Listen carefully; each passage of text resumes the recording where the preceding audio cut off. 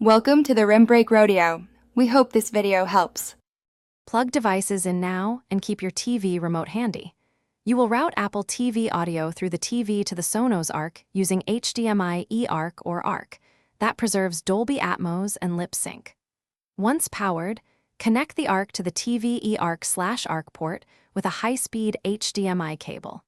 Then plug Apple TV into a separate HDMI port on the TV. Make sure TV audio settings allow external speakers and eARC output. This provides the clean path you need for surround sound. Now you change the TV and Apple TV settings to pass audio intact.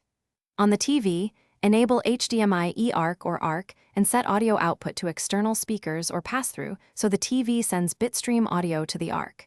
Next, on the Apple TV, go to Settings, Video and Audio, and choose Dolby Atmos or Best Available.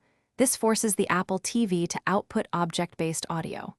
Once done, restart the TV, Arc, and Apple TV to renegotiate HDMI handshakes and ensure correct formats are detected.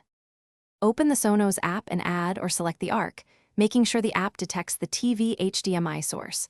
Run TruePlay or the room tuning routine to optimize sound. Play Atmos content from Apple TV and watch for the Dolby Atmos indicator or active surround channels. Listen for proper dialogue synchronization. If audio is missing or degraded, power cycle all HDMI devices, try a different high-speed HDMI cable, and check the TV firmware and eARC settings. These steps fix most handshake and format problems quickly. Thanks for watching. Consider subscribing if we helped you.